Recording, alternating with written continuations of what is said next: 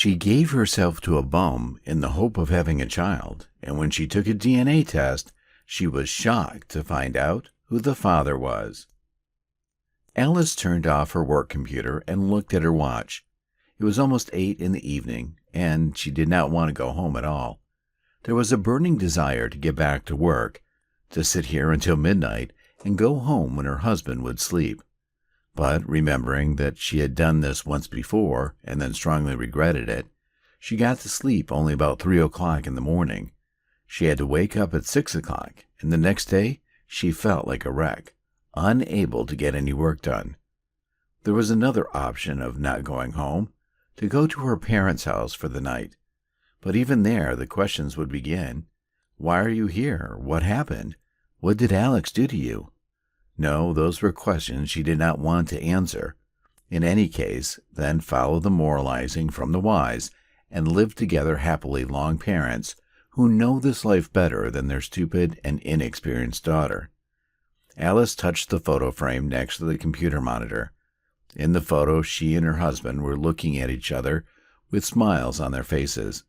It was the wedding day that seemed magical to Alice, the happiest and most promising day of her life. How many years had it been since that day? Only 5? And it feels like decades of life together with Alex behind her. There's also a slowly growing mountain of mutual misunderstanding, recriminations, arguments, examinations, and recriminations and arguments again. On the phone came a message from a friend. Let's go to a cafe. I have news. Alice sighed, thinking about what news Emily might have for her. Probably a new car, given to her by her married suitor, or maybe news about a new rich and married suitor who could now give not only a car, but also an apartment. Nevertheless, Alice accepted her friend's offer. She just terribly did not want to go back to Alex, to an empty, filled with cold silence, complete ignoring of each other. And silence was probably worse than fighting and shouting. It hurts worse than breaking expensive dishes and insults hurled at each other. This was not the life the smiling bride had dreamed of 5 years ago. Alice got in the car. It took her about 40 minutes to get to the cafe without any traffic. Of course, all the normal people who finished work at 6 p.m. had long been home, and only such lonely, unwanted ladies were wandering around the city, looking for reasons not to go home. Emily was already sitting in the cafe, and Alice noticed her car near the entrance. So it's not about the new car. It's about something else. Emily waved her hand and shouted the name, which made Alice cringe. Sometimes she was terribly annoyed by her friend's excessive emotionality, though her suitors probably liked that very zest in her. After all, it was often confused with passion, brightness, crazy, and memorable relationships.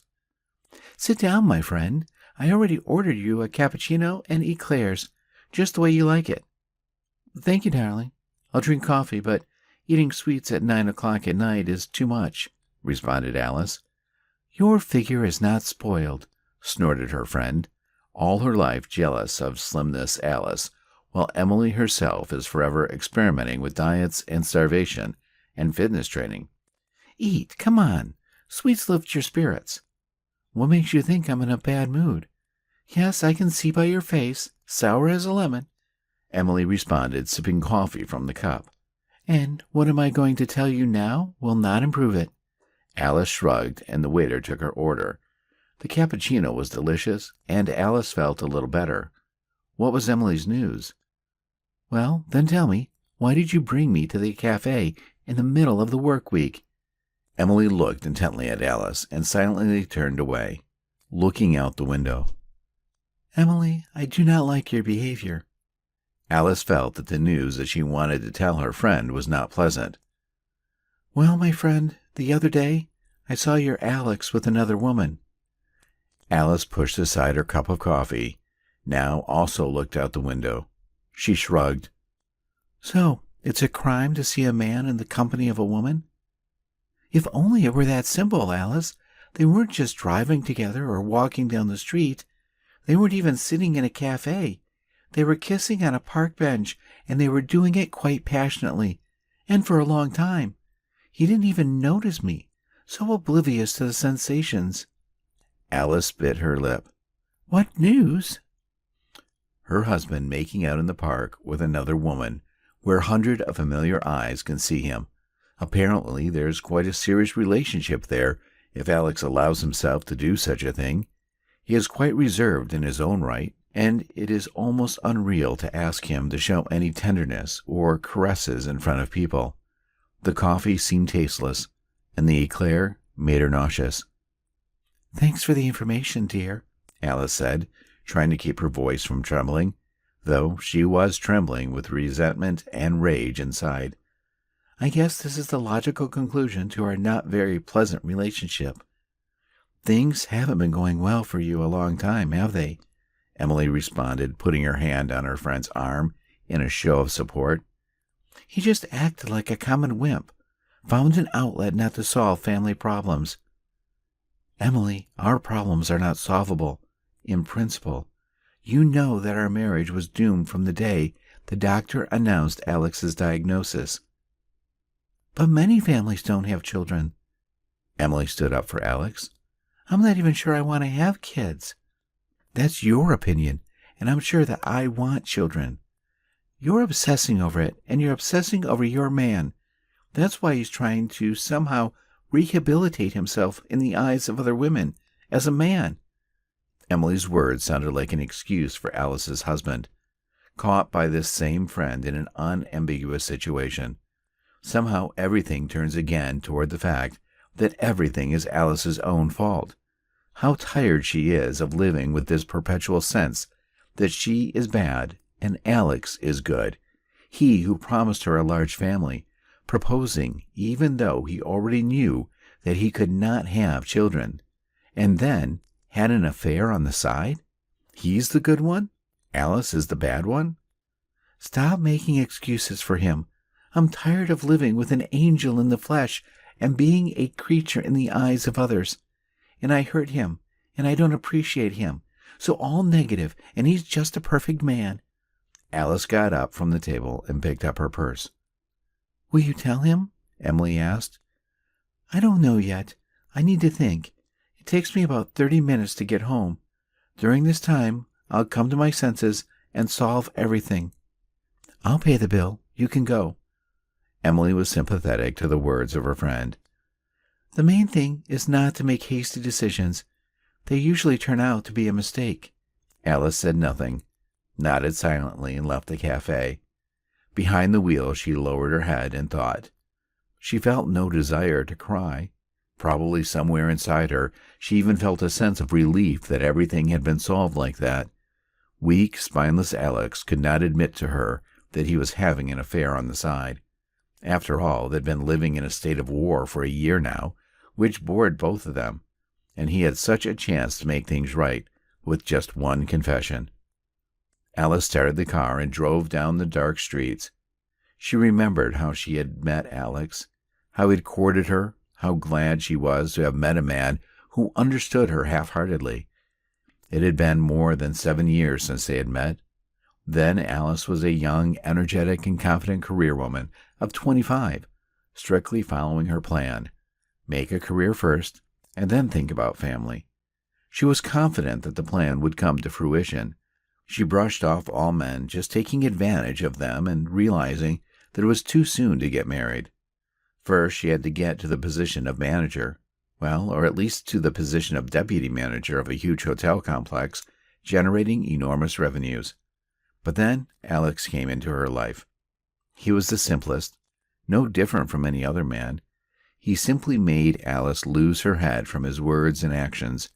He was the one who brought her lunches when she was working in time-out mode. He was the one who took her to Bali for New Year's Eve when she got off work and complained about how much she didn't want to celebrate New Year's at home. And he also promised her that they would have a big and strong family, which would get bigger and bigger every year. I'm just crazy about having a big family, Alice confessed to him. My parents have lived happily for more than 40 years.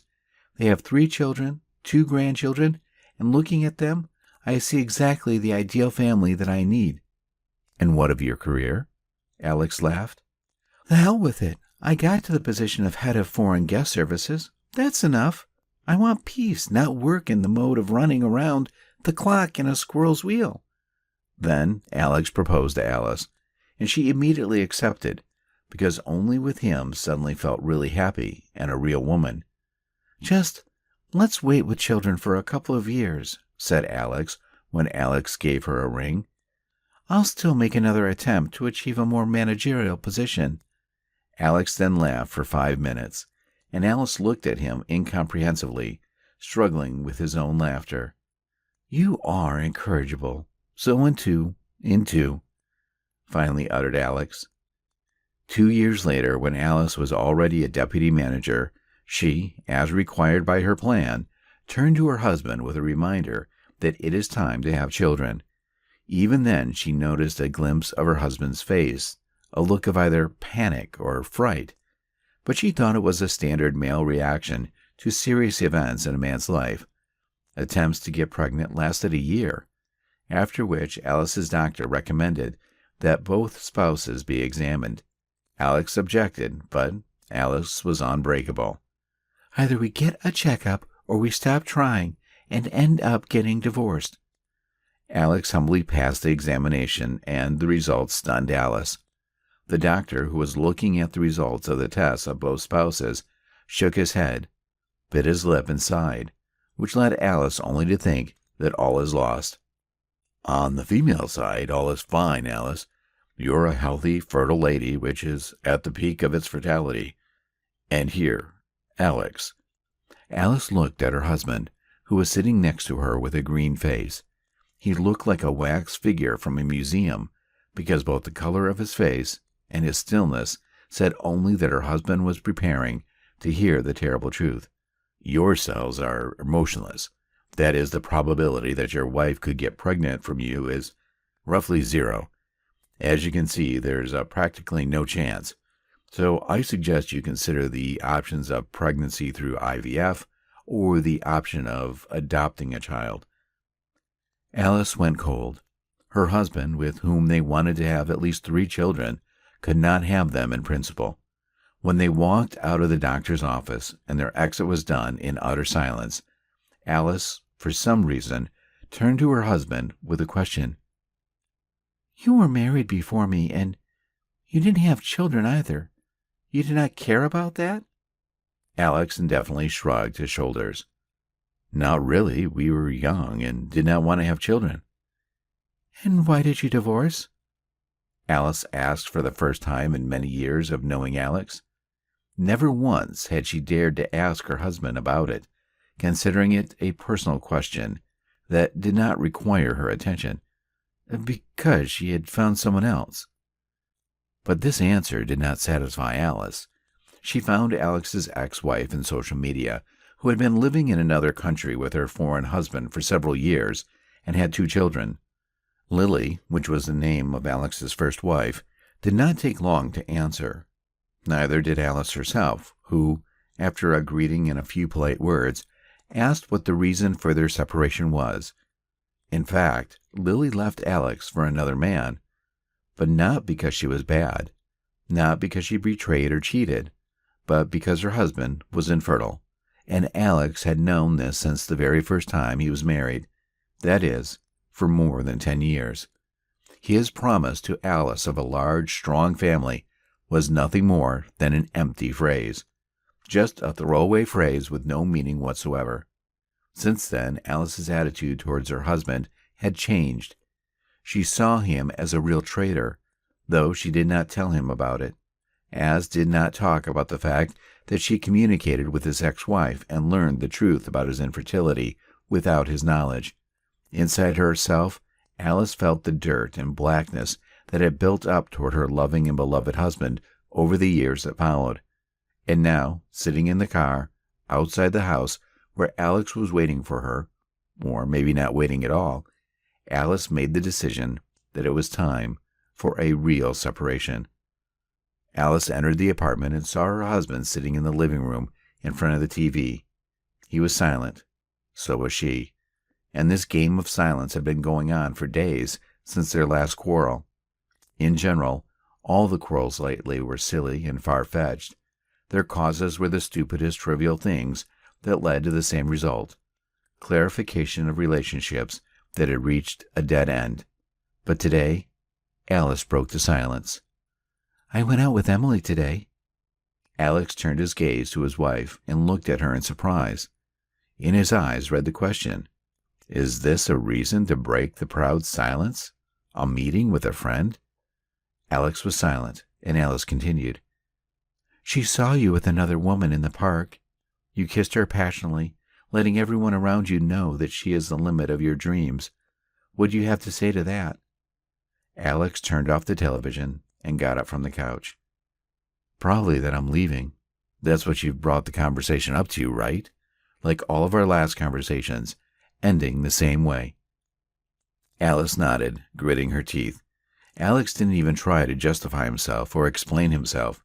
He just went to pack his things.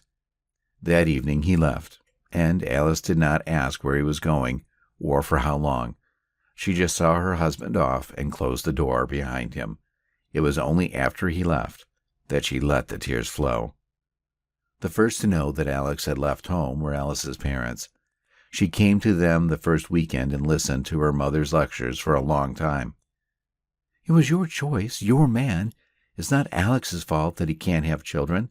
It's genetics, nature. What can you do?" "Mom, but he could have told me this before he proposed to me. I told him explicitly that I wanted kids. He nodded and promised he would." "He loves you. That's why he's trying to keep what you're destroying. You should have tried IVF.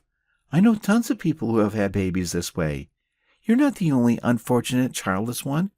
You're not even 40 years old yet, and you're whining like a teenager." "Mom, what does this have to do with IVF? He cheated on me. He betrayed me. That's it. The matter is closed." Her mother was silent, and so was her father, who pretended to read the newspaper. Alice came to the conclusion that she was left without a husband and the possibility to have a baby. But the age of approaching 40, if she tried donor cells, if she tried IVF, it would take a long time.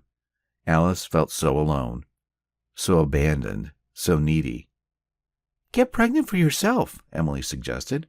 "Otherwise, your constant thinking will drive you crazy. Find a man and just get pregnant." Alice's eyes widened. "Well, where would I find you such a man, ready to make me children?" "Let's go to the club on the weekend. There are a lot of people who want a quick and non-committal connection." "But it's dangerous to my health," Alice denied, though she had already made up her mind inside that she had to try. She had no time to build a new family, to persuade a new husband who might be infertile again. The next weekend, Alice was at a club with Emily. Her gaze fell on the young man devouring her with his eyes. A couple of cocktails, then a dance, and a few hours later, the stranger was at Alice's house. Waking up in the morning with a terrible headache, Alice turned her gaze to the young man lying next to her. "What's your name?" Alex asked, wrinkling her head with a nagging pain. "Louis. Can I stay with you?" the boy responded cheerfully. Alice looked at him. Yesterday in the nightclub he seemed older, and now he looked no more than 20. "What is it? Is this a hotel or something? Actually, how old are you?" The guy wearing underwear continued to smile cheerfully. "I'm 22, and you must be about 40? Alice threw a pillow at him. "Get out of my house!" The guy threw up his hands. "I have nowhere to go. I don't have a home. My parents threw me out on the street a week ago, so I'm hanging around chicks' houses." Alice threw the second pillow at him. "I'm not your chick, you miserable bum." "You were so good yesterday. I thought you were normal." Louis twiddled his fingers at his temple. "And you're crazy. You must be going through menopause." Alice, who found no more pillows on the bed, grabbed the statuette in her hand to throw it at Louis for his hurtful words. But he quickly skipped out of the room, and a couple of minutes later, the front door slammed. Alice felt broken. She grabbed her head, thinking about what a mistake she had made. Grudging herself for such stupidity, she was angry and wanted to take her anger out on someone else. So she dialed Alex's number. When are you going to pick up the rest of your things? They're bothering me. Come on, I'm coming in a couple of days and take everything out. Let's do it tomorrow. Otherwise, I'll pack it all up and throw it off the balcony myself. Okay, Alex answered and hung up. Alice was angry at herself, realizing that she had violated not only her life plan, but all the boundaries of decency. She was depressed at the thought that now she was sleeping with unknown men in an attempt to get pregnant, while Alex had arranged his life well. He arrived the next day, dry and businesslike. Alice felt a longing growing in her heart. She did not want to admit to herself that she did not want him to leave. You live with your mistress? She asked. No, I live with my mother. It's strange she hasn't called me. She doesn't know that we broke up. I told her we had a fight. So you're lying to your mother, too? Alice, don't start. Enough. I'm tired of you. I'm tired of you yelling. I'm tired of you reproaching me. I'm just tired of you. Let me go in peace. Alice approached her husband. Do not even kiss me goodbye? And Alex kissed. Alex begged for a farewell night as well. In the morning he left, taking his things. Alice was left alone in a half-empty apartment, and 2 weeks later, a pregnancy test showed 2 stripes. Looking at them, Alice, for some reason, had no feeling of joy or satisfaction. She was in a panic because she realized that she had achieved what she wanted. Did she want to get it this way? Who's the father? Asked Emily, who immediately came to Alice to see for herself the 2 stripes on the test. Some bum from the club. Why a bum? Bums don't go to clubs. Because he said his parents kicked him out, so he sleeps over at one girl's and another one's. Oh, it's Louis, the migratory bird. Yeah, he called himself Louis and said I was going through menopause. Emily laughed. He's always making fun of girls. He takes girls out for drinks, sleeps over. Somebody pays him money for that. In short, he has as much fun as he can. His parents live in the country, and here he rents a room from an acquaintance of mine.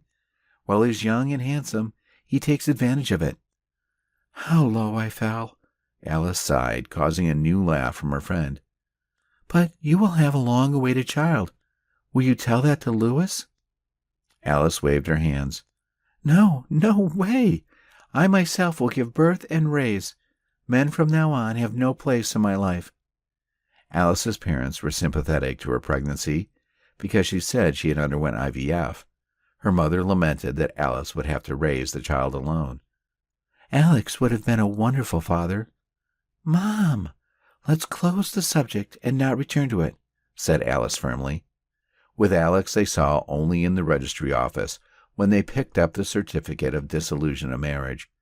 Alice was by then on the 4th month of pregnancy, so she wore a wide dress that her ex-husband did not notice her situation. It's that simple? He asked, looking at Alice.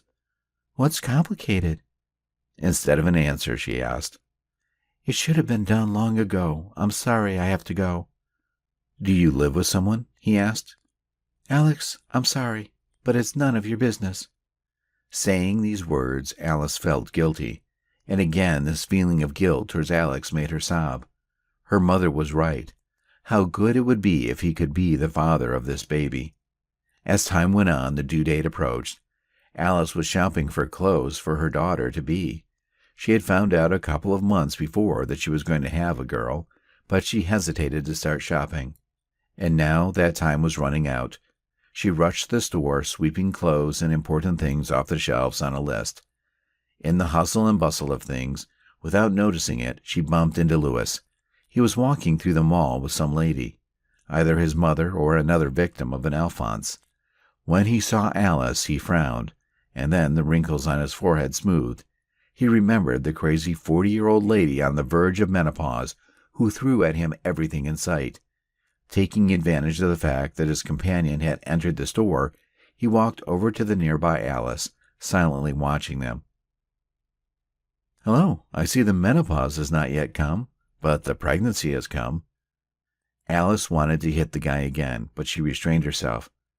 As you can see, aren't you afraid that the baby is yours? Alice said these words as if playing with the little boy and teasing him. Louis couldn't even think that Alice's daughter was his daughter, too. No, I'm not afraid. I always use protection, and with older women, too. You never know what kind of disease can catch. Alice paled lightly. Always? Always? Of course, it's my principle. Sorry, my madam is coming. Louis left with his lady. Alice was left standing there with the bags in her hands, and not understanding how this could have happened. One of them took precautions. The other cannot have children. Who had gotten her pregnant? Sharing the information with her friend, she got Emily's confident answer. Call Alex and tell him everything. He must know the truth. Emily, even I do not know the truth. What can I tell him? For sure he has been living his own life for a long time, and he doesn't care about me. He lives with his mother and did not go to anyone. Emily answered these words, made Alice feel a special warmth inside.